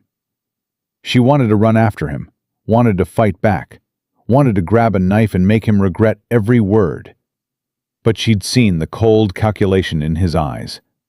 Thomas wanted her to break, wanted her to give him an excuse to make things worse. She wouldn't give him the satisfaction. She finished making breakfast, with blood still seeping from her split lip, served it to the handful of men who remained, and said nothing. But Foster pulled her aside afterward. "You need to be more careful," he whispered urgently. "Thomas is getting worse. Last cook who stood up to him ended up with a broken wrist. He said she fell, but we all knew better." "What am I supposed to do?" Clara asked. "Let him treat me like dirt?" "Yes," Foster said bluntly. "At least until you've got a way out. I've been here 3 years, Clara. I've seen what happens to people who fight him too soon. They don't win." "Then why do you stay?" Foster's laugh was bitter. "Because I've got nowhere else to go and no money to get there. At least here I eat regular, even if the boss is a bastard." He glanced toward the house. "But you're different. You've got family somewhere, right? Someone who'd help you?" Clara thought about Daniel, about the letter she'd sent. "Maybe." "Then hold on to that. And in the meantime, bend, but don't break." She tried to follow Foster's advice, tried to endure Thomas's constant criticism and impossible demands without reacting. But it got harder every day. He seemed to take pleasure in finding new ways to demean her, making her scrub floors that didn't need scrubbing, forcing her to redo meals that were perfectly fine, criticizing everything from her cooking to her appearance. "You're too thin," he announced one evening as she served dinner. "Men don't want to look at a scarecrow. Eat more." "I eat what's left after your men finish," Clara said carefully. "Then make more food. God knows you're not doing anything else useful." The unfairness of it burned. Clara worked 16-hour days, starting before dawn and finishing long after the men had gone to sleep. She cooked, cleaned, mended, hauled water, chopped wood, everything Thomas demanded and more. And still, it wasn't enough. That night, lying in her freezing room with her bruised arm throbbing, Clara made a decision. She couldn't wait for Thomas to make a mistake. She had to create an opportunity herself. She started small. During her rare trips to the supply shed, she began hiding away provisions: dried meat, hardtack, matches, a spare blanket. Things she'd need if she had to run. She studied the ranch's routines, learned when the men changed shifts, when Thomas slept, when the bunkhouse was empty. She made friends with Daisy, bringing the mare apples and carrots she'd saved from the kitchen, ensuring the horse would come to her call. And she waited for her moment. It came 3 weeks after she'd sent the letter to Daniel. A circuit judge was due in town, Foster mentioned casually during breakfast. Thomas had some land dispute he needed to settle, which meant he'd be gone for at least 2 days. "Who's in charge while he's away?" Clara asked, trying to sound casual. "Probably me," Foster said with a grimace. "Lucky me." That night, Clara barely slept. When Thomas rode out the next morning with 2 of his remaining men, she felt something like relief flood through her. She had 48 hours, maybe more. Time to think, to plan, to finally take control of her own fate. She was washing dishes after lunch when Foster appeared in the kitchen doorway, his face pale. "We've got trouble," he said. Clara's heart sank. "What kind of trouble?" "Riders, coming in from the south. 6 of them, moving fast. They're not ours." Clara dried her hands on her apron. "Could be they're just passing through." "Not at that pace, and they're heading straight for us." Foster's voice dropped. "Clara, I need you to go to your room and stay there. Lock the door. Don't come out no matter what you hear." "Foster, what's going on?" "Just do it." He was already moving toward the bunkhouse, shouting for the other men. Clara ran to her room and locked the door, her mind racing. Through the thin walls, she heard shouting, the thunder of hooves, and then gunshots, sharp cracks that made her flinch. She pressed herself against the wall, trying to hear what was happening. More shouting. A man's scream, cut short. Then heavy footsteps in the house, moving room to room. Someone tried her door. The handle rattled violently. Come on out, sweetheart, a rough voice called. We know you're in there. Clara's blood went cold. She looked around desperately for a weapon, anything. Her eyes landed on the small knife she used for mending, and she grabbed it, knowing it was useless, but needing to hold something. I'll count to 3, the voice said. Then I'm coming in. 1. What do you want? Clara called out, hating how her voice shook. Your uncle's got some debts. We're here to collect. And word is, you're part of the collateral. I don't know what you're talking about. 2. The door exploded inward, the lock splintering. A man filled the doorway, barrel-chested, with a scarred face and cold eyes. Behind him, Clara could see 2 more men, all of them armed. Thomas Whitmore owes our boss $5,000, the scarred man said. He's been dodging payment for 6 months, so we're taking what's owed. Cattle, horses, supplies. And you, apparently. Boss said Whitmore's got a niece working off a contract. That contract's worth money to the right buyer. Clara's stomach turned. You can't sell people.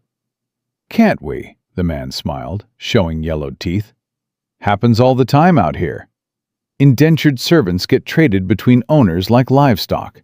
It's all legal, as long as the paperwork's in order. I'll scream, Clara said, but her voice was barely a whisper. Scream all you want. Your foreman's tied up in the barn, and the rest of the men scattered. Nobody's coming to help you. He stepped into the room, and Clara backed up until she hit the wall. She still had the knife, held it up with shaking hands. Don't make this harder than it needs to be, the man said. You come quiet, we treat you decent. You fight, we get rough. Your choice. Clara thought about Daniel, about the promise he'd made. She thought about her mother, about fighting until the very end. And she thought about the girl who'd stumbled through the snow, nearly dying because she trusted the wrong person. That girl was gone. The woman who stood here now was done being a victim. I choose to fight, Clara said, and she lunged. The knife caught the man's shoulder, not deep, but enough to make him curse and stumble back. Clara didn't wait. She bolted past him, running for the door, for the stairs, for anything that might give her a chance. She made it to the kitchen before hands grabbed her from behind. She screamed and kicked, connecting with someone's shin. A man cursed, and then she was being dragged backward, her feet leaving the ground. "Wildcat, aren't you?" the scarred man growled, blood seeping through his shirt. "That's gonna cost you." He raised his fist, and Clara braced for the impact. The front door exploded open. "Let her go." Clara's head snapped around, and her heart nearly stopped. Daniel Cross stood in the doorway, rifle in hand, his face a mask of cold fury. Behind him, she could see Ben and 3 other men from his ranch, all armed. The scarred man's grip on Clara loosened slightly. "This isn't your business, Cross. That woman is under my protection. That makes it my business." Daniel's voice was deadly calm. "Let her go, and you can ride out of here alive. Keep holding her, and I put a bullet in your head. Choose fast." "There's 6 of us and 5 of you," the scarred man said, but Clara heard the uncertainty in his voice. "And I'm the best shot in 3 counties. I can drop 3 of you before your friends clear leather. Ben here's almost as good. We'll take out 5 before you manage 1. Those odds work for you?" The scarred man's eyes flicked between Daniel and his men, calculating. Finally, he released Clara with a shove that sent her stumbling forward. Daniel caught her with one arm, never taking his eyes or his rifle off the intruders. "Smart choice," Daniel said. "Now get out, and tell whoever sent you that Thomas Whitmore's debts are his own problem. Clara Whitmore's under Cross Ranch protection. Anyone touches her, they answer to me." The scarred man spat blood and backed toward the door. "Your funeral, Cross. You're making enemies you can't afford. I'll lose sleep over it. Now move." The 6 men filed out, mounting their horses and riding off. Daniel kept his rifle trained on them until they disappeared over the hill. Then, and only then, did he lower the gun and turn to Clara. "Are you hurt?" Clara's legs gave out. Daniel caught her before she hit the floor, and she found herself sobbing against his chest. All the fear and rage and exhaustion of the past weeks pouring out in great, wrenching gasps. "I've got you," Daniel said softly, his arms solid around her. "I've got you. You're safe now." "How did you know?" Clara managed through her tears. "Got your letter 3 days ago. Came as fast as I could. When I saw those riders heading this way," his voice went rough. "Clara, if I'd been 5 minutes later." "But you weren't." She pulled back enough to look at him, seeing the fear still lingering in his dark eyes. "You came, just like you promised." "Always." Daniel cupped her face gently, his thumb brushing away her tears. "You're not staying here another minute. I don't care what contract Thomas has or what the law says. You're coming home with me." "He'll come after us," Clara whispered. "The sheriff." "Let him try." Daniel's jaw set. "I'll fight every legal battle necessary. I'll buy out your contract, forge a new one, marry you if that's what it takes to keep you safe." "Whatever it takes, Clara. You're not going back to that bastard." Clara's breath caught. "Marry me?" Daniel's eyes widened slightly, as if he hadn't meant to say it out loud. That came out wrong. I didn't mean—" "Did you mean it?" Clara interrupted, her heart pounding. Daniel looked at her for a long moment, and Clara saw everything in his face. The fear, the fury, the desperate relief. And underneath it all, something deeper. Something that made her chest tight and her thoughts scatter. "Yeah," he said quietly. "I think I did." Before Clara could respond, Foster appeared in the doorway, blood trickling from a cut on his forehead. "They took half the horses and most of the cattle. I tried to stop them, but—" "It's all right," Clara said, finding her voice. "You did what you could. Thomas is going to be furious when he gets back." Foster looked at Daniel. "And when he finds out you took Clara, he can be as furious as he wants," Daniel said flatly. "Clara, get your things. We're leaving." Clara ran to her room and grabbed the small bag she'd been preparing, along with the leather pouch Daniel had given her all those weeks ago.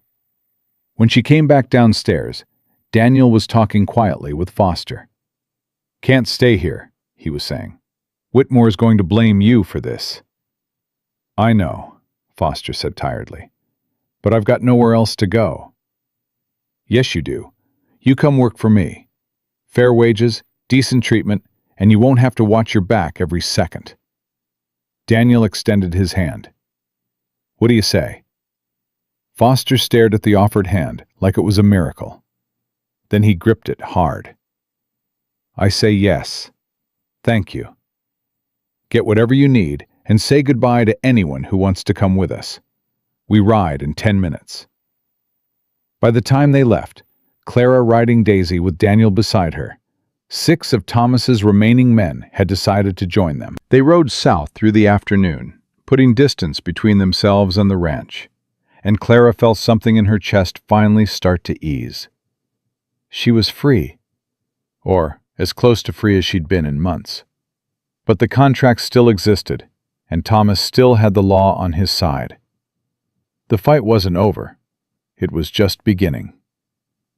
As they crested a hill and Daniel's ranch came into view, warm lamplight glowing in the windows, Clara turned to him. "What you said back there, about marrying me." Daniel's expression turned cautious. "Clara, I don't want you to think. Would it work? Legally, I mean? If I was your wife, would the contract with Thomas become void?" "I'd have to check with a lawyer, but maybe. Married women's contracts sometimes transfer to their husbands, or the marriage itself could supersede the original agreement." Daniel studied her face. "Are you asking?" "I'm asking if it's a real solution. Not a romantic gesture, not a rescue. A legal strategy." Daniel reined his horse to a stop, Clara Whitmore, are you proposing to me? Clara met his eyes, saw the man who'd saved her life twice now, who'd offered her sanctuary and dignity and a chance to choose her own path. She thought about the way her heart jumped every time he looked at her, about the safety she felt in his presence, about how the idea of leaving his ranch, leaving him, made something inside her ache. I'm proposing a partnership, she said carefully. A practical arrangement that solves both our problems. You get a wife who can work and won't run off. I get protection from my uncle and a way out of that contract.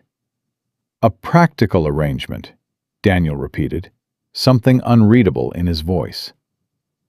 Yes. And if I wanted more than practical? Clara's breath caught.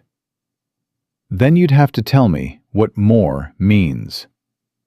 Daniel dismounted and helped her down from Daisy, his hands lingering on her waist. It means I haven't stopped thinking about you since the day I pulled you out of that snow.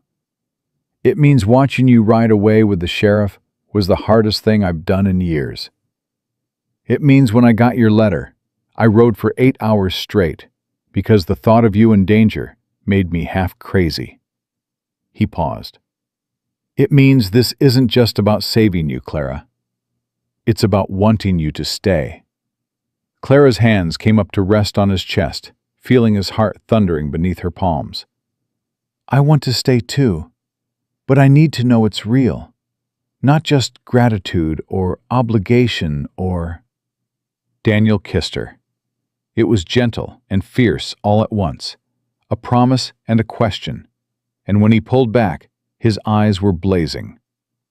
Real enough for you? He asked hoarsely. Clara smiled, truly smiled, for the first time in weeks. Getting there. Then marry me. Not as a legal strategy, not as a practical arrangement. Marry me because I love you, and I hope, you might love me too. Clara thought about everything that had brought her here. The lies, the betrayals, the desperate choices. And she thought about the man in front of her, who'd seen her at her lowest and offered her not pity, but partnership. Yes, she said, I'll marry you, Daniel Cross, and not for practical reasons. Then why?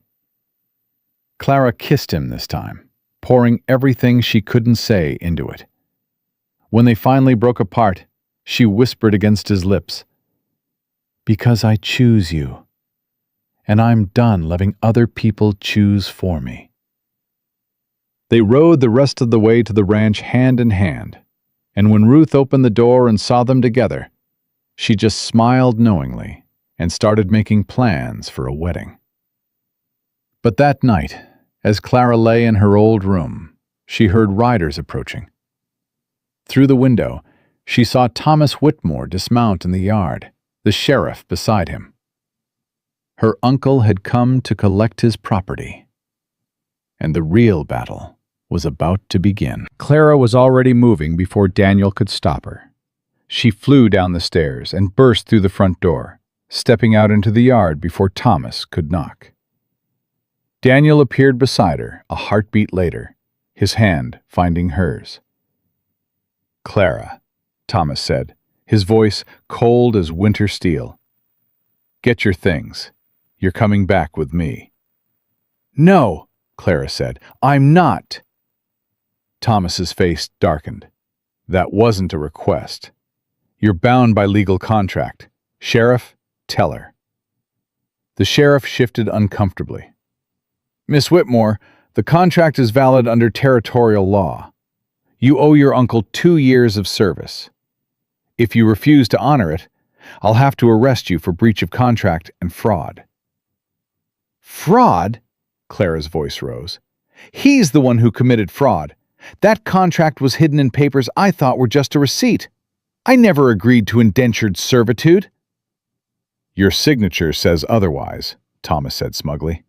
And the law's on my side. Daniel stepped forward, his body between Clara and her uncle. The law's also clear about another thing. Married women's contracts default to their husbands. Clara and I are getting married tomorrow." Thomas laughed, harsh and ugly. "Is that your plan? Marry her off to escape the contract? It doesn't work that way, Cross. The contract was signed before any marriage.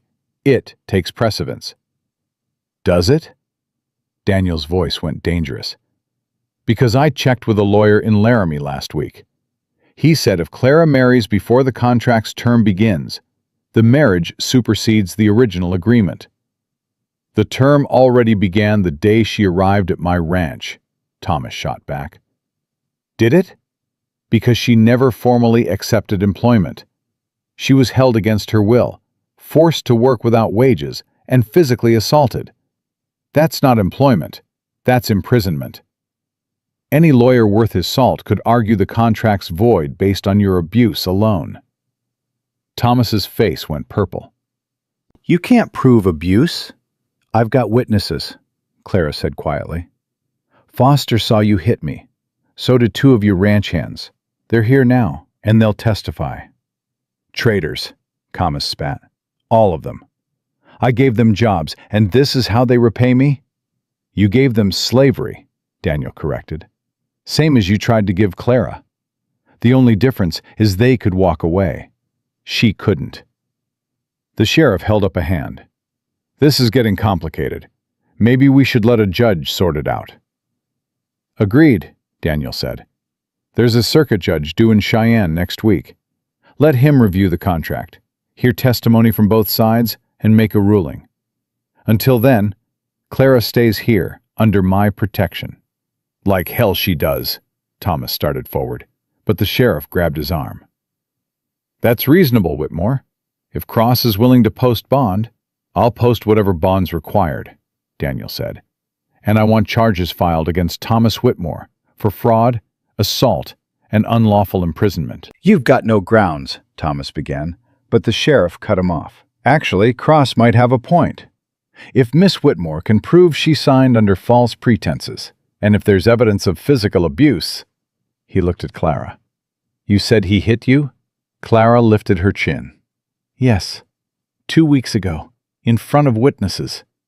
Hard enough to split my lip." "That true, Whitmore?" Thomas's silence was answer enough. The sheriff's expression hardened. "All right, here's how this goes. Miss Whitmore stays at the Cross Ranch pending a hearing. You both show up in Cheyenne next Tuesday to plead your cases. Judge makes the final call. That work for everyone?" "No," Thomas said. "She's my property." "She's a human being," the sheriff interrupted, and Clara saw real disgust in his face now. "And I'm starting to think Cross is right about you, Whitmore. You've been running your ranch like a prison camp, and everyone knows it. Time someone held you accountable." "You'll regret this," Thomas said, his voice venomous. "Both of you. I've got friends in Cheyenne, friends with power. They'll make sure that judge rules in my favor. Then I guess we'll see whose friends are more persuasive," Daniel said calmly. "Now get off my land." Thomas stared at them for a long, tense moment. Then he spat in the dirt at Clara's feet and climbed back on his horse. "This isn't over." "Yes," Clara said, her voice ringing clear. "It is." She watched her uncle ride away, the sheriff following, and felt something inside her finally break free. It wasn't over yet, not legally, but for the first time, she believed she might actually win. Daniel's arm came around her shoulders.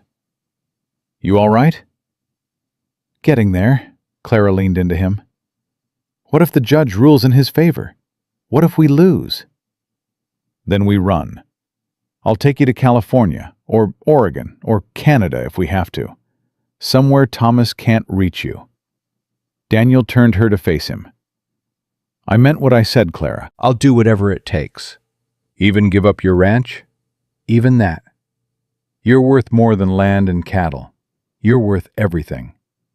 Clara kissed him then, there in the yard with Ruth and Ben and Foster watching, and she didn't care who saw. When they finally broke apart, Ruth was dabbing at her eyes. "About damn time," the older woman said. "Now get inside, both of you. We've got a wedding to plan and a legal case to build. Sleep's going to be in short supply." The next 6 days were a blur of preparation. Daniel rode to Laramie and returned with a lawyer, a sharp-eyed man named Morrison, who listened to Clara's story and started building their case. Foster and 2 other former Whitmore ranch hands gave sworn statements about Thomas's abuse.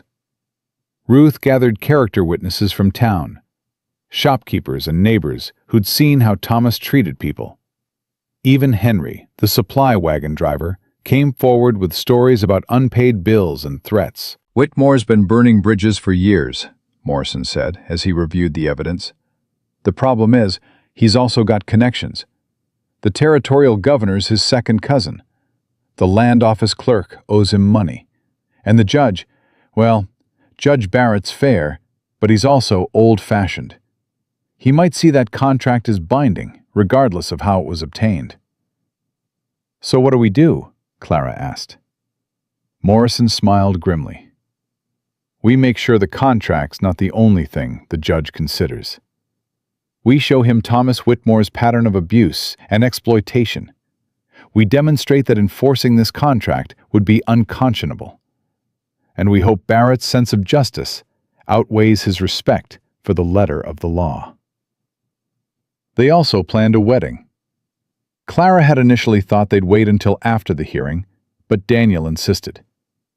"If we're married before we go to court, it strengthens our position," he argued. "And honestly, I don't want to wait. "Not when I've already spent too much time without you." So on Sunday morning, 5 days after Thomas's visit, Clara stood in the ranch house parlor, wearing a borrowed blue dress and holding a bouquet of winter wildflowers Ruth had somehow found. Daniel stood across from her in his best suit, his dark eyes never leaving her face as the traveling preacher spoke the words that bound them together. "Do you, Clara Whitmore, take this man?" "I do," Clara said, not waiting for the full question. "Yes, I do." Daniel's smile could have lit the whole territory. When the preacher pronounced them married and Daniel kissed her, Clara felt something settle deep in her bones. Whatever happened in Cheyenne, whatever the judge decided, she wasn't alone anymore. She had a partner, a home, a future that belonged to her. They spent their wedding night in Daniel's room, properly hers now too, and Clara let herself forget about lawyers and contracts and vengeful uncles. For one night, there was just Daniel's hands on her skin, his voice whispering promises in her ear, and the overwhelming certainty that she'd made the right choice. But morning came too quickly, and with it, the ride to Cheyenne. They arrived the day before the hearing and took rooms at the Plainsman Hotel. Morrison met them for dinner and went over their strategy one more time. "Clara, you'll testify first. Tell your story plainly, no embellishment needed. The facts are damning enough. Daniel, you'll go second, explaining how you found her and what condition she was in. Then we'll call Foster and the others. By the time we're done, the judge should have a clear picture of Thomas Whitmore's character." "What's Thomas's strategy?" Daniel asked. "Stick to the letter of the law. Argue that personal feelings don't override legal contracts. He'll paint you as a troublemaker who seduced his niece to steal his property. And he'll say Clara's an ungrateful girl who doesn't want to honor her obligations." Clara's stomach churned. "Will it work?" "Not if I can help it." Morrison leaned forward. "But Clara, you need to be prepared. Thomas is going to attack your character. He's going to imply things about you and Daniel, about your morals, about your trustworthiness. Don't let him rattle you. Stay calm, stick to the truth, and remember, the judge isn't stupid. He'll see through the tactics." That night, Clara barely slept. She lay in Daniel's arms, listening to his steady heartbeat, and tried not to think about what tomorrow might bring. But fear kept creeping in. What if the judge ruled against them? What if she was dragged back to Thomas's ranch in chains? What if this brief taste of freedom and love was all she'd ever get? "Stop thinking," Daniel murmured against her hair. "I can hear you worrying from here." "I can't help it." "Yes, you can. Look at me." He tilted her face up. "Whatever happens tomorrow, we face it together. And if we lose, we leave. I've got money saved, horses ready. We can be in Colorado by next week." "I don't want you to lose everything because of me." "I'd lose everything twice over if it meant keeping you safe." Daniel kissed her forehead. "Now sleep. Tomorrow we show that judge exactly who Thomas Whitmore is." The courtroom was packed when they arrived. Clara recognized faces from town, from Daniel's ranch, even from Thomas's former crew. The bailiff called the hearing to order, and Judge Garrett entered, an elderly man with steel-gray hair and eyes that missed nothing.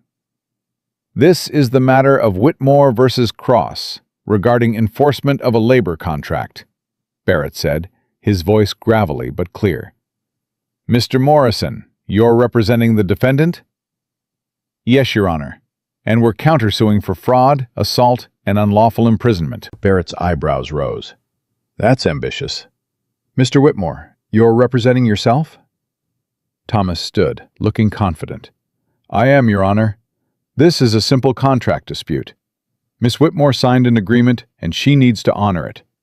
Everything else is just noise, designed to cloud the issue." "We'll see about that. Call your first witness, Mr. Morrison." Clara took the stand with her heart hammering. She swore on the Bible to tell the truth, and then Morrison began his questions. She told the story from the beginning: her mother's death, the letter from Thomas, the money that wasn't quite enough, the stagecoach driver who'd abandoned her. She described Daniel finding her in the snow, the weeks at his ranch, the sheriff arriving with the contract she'd never knowingly signed. "And what happened when you went to your uncle's ranch?" Morrison asked. Clara took a breath. "He put me to work 16 hours a day, with no wages. He criticized everything I did, and 2 weeks in, when I talked back, he hit me hard enough to split my lip." A murmur ran through the courtroom. Thomas shot to his feet. "That's a lie! I never laid a hand on her!" "Mr. Whitmore, sit down," Barrett ordered. "You'll get your chance to cross-examine." And Thomas did. He spent 30 minutes trying to paint Clara as a liar, a seductress, a girl who'd conspired with Daniel to escape her obligations. But Clara held steady, answering each accusation calmly, never raising her voice or losing her composure. "Isn't it true you were sleeping at Mr. Cross's ranch before you came to mine?" Thomas demanded. "I was recovering from near death," Clara said. "In my own room, with the door locked." "And isn't it true you and Mr. Cross were intimate before your marriage?" "No, we were not." "But you married him awfully quickly, barely a month after meeting him. Sounds like you were planning this all along."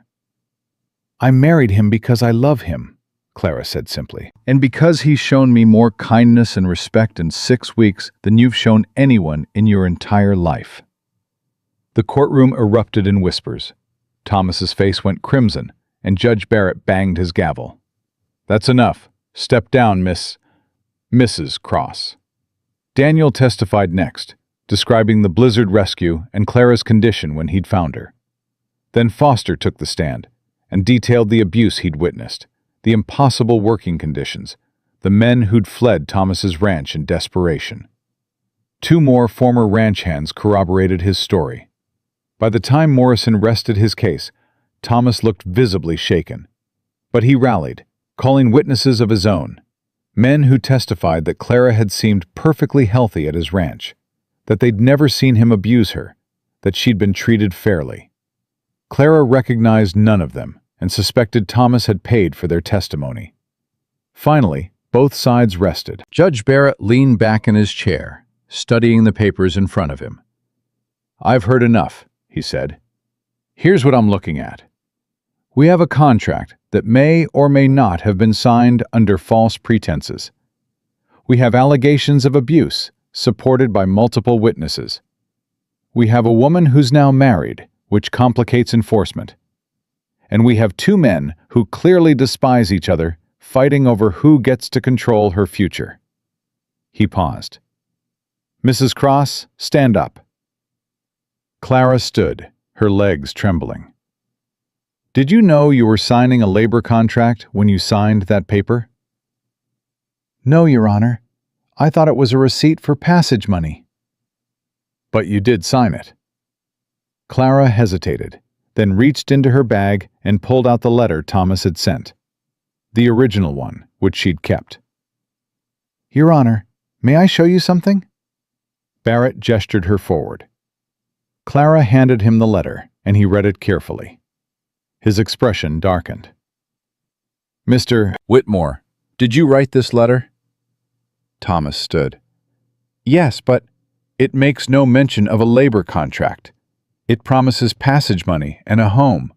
Nothing about years of service or debt repayment. Barrett looked up. This is deceptive at best, fraudulent at worst. You deliberately misled your niece about the terms of your agreement. She should have read more carefully. She should have been told the truth, Barrett interrupted. And the fact that you hid these terms suggests you knew she wouldn't agree if she understood what you were asking. He turned to Clara. Did your uncle pay for your passage in full? No, Your Honor. The money he sent wasn't enough. I had to travel partway and walk the rest. That's how I ended up in the blizzard. So he failed to provide adequate passage money, then tried to hold you to a contract you didn't understand, based on a debt he didn't fully pay. Is that accurate? Yes, Your Honor. Barrett sat back, his expression grim. I've practiced law for 40 years, and I've seen a lot of schemes in that time. This ranks among the more despicable. He looked at Thomas. Mr. Whitmore, your contract is void. Mrs. Cross owes you nothing. Thomas lunged to his feet. You can't, I can, and I have. Furthermore, I'm referring this case to the territorial prosecutor for investigation into fraud and assault charges. If Mrs. Cross and her witnesses are telling the truth, and I believe they are, you belong in jail, not in a courtroom demanding restitution. This is outrageous. I have rights. So does she, Barrett snapped. So did all those men you worked like slaves and paid like beggars.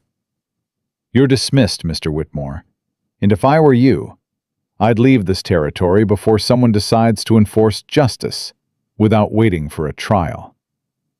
The courtroom exploded in noise.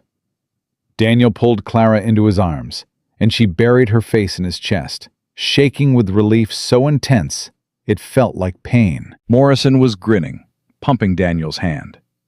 Foster and the others were cheering.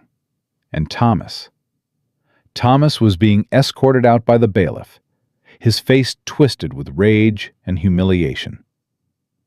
It's over, Daniel said against her hair. You're free, Clara. Truly free. Clara pulled back enough to look at him, tears streaming down her face. We're free. Both of us. They stayed in Cheyenne another night, celebrating with Morrison and their witnesses at a restaurant near the hotel. But Clara's mind kept drifting to what came next. The ranch, the life they built together, the future that finally belonged to them. What are you thinking?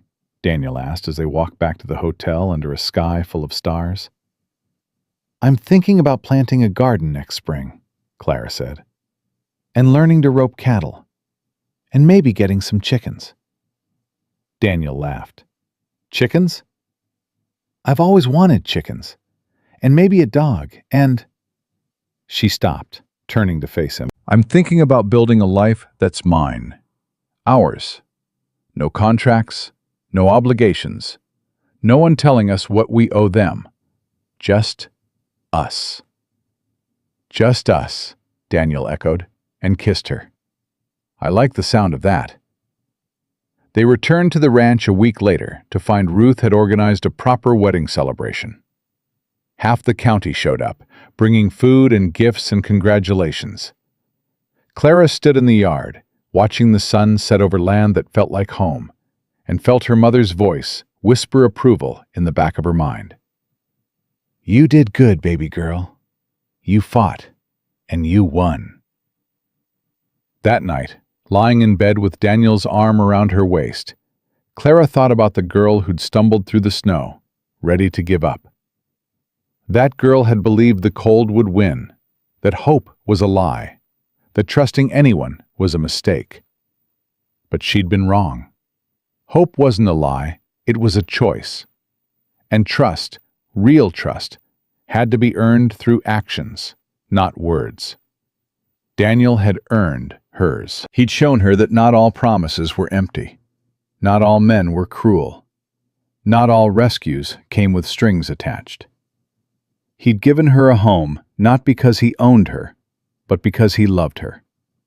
And she loved him back, with a fierceness that still surprised her. "What are you thinking now?" Daniel murmured sleepily. Clara smiled in the dark. "I'm thinking I'm exactly where I'm supposed to be."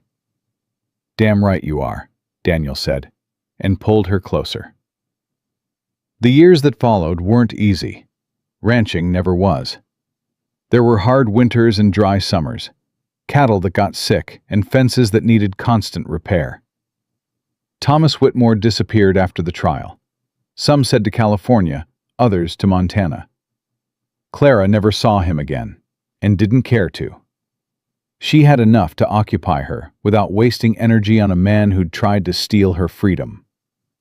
She planted her garden, learned to rope cattle, got her chickens and her dog. She helped Ruth run the household, worked alongside Daniel and his men during calving season, and proved herself capable of anything the land demanded. The ranch hands who'd left Thomas's place to work for Daniel thrived under fair treatment, and word spread. The Cross Ranch became known as the best place to work in 3 counties. Clara and Daniel's first child, a daughter they named Sarah after Daniel's first wife, was born on a spring morning 2 years after the trial. Their second, a son they called James, came 3 years later.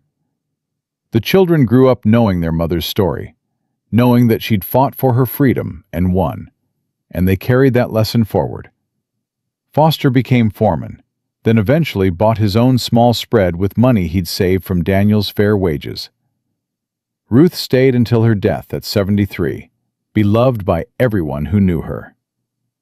The ranch prospered, grew, became a legacy that would last generations. But on quiet nights, when the children were asleep and the work was done, Clara would stand on the porch and remember the girl in the snow, the desperation and fear, the moment when hope had seemed like the cruelest joke of all.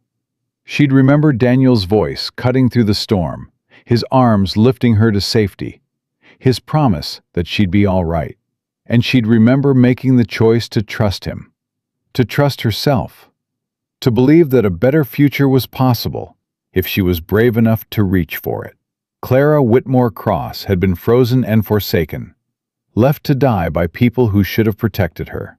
But she'd found refuge, not just in a cowboy's heart, but in her own strength, her own refusal to surrender, her own fierce determination to survive and thrive. She'd taken every hardship the West threw at her and turned it into something beautiful.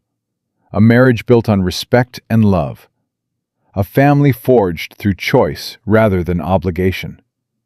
A life that was completely and utterly her own.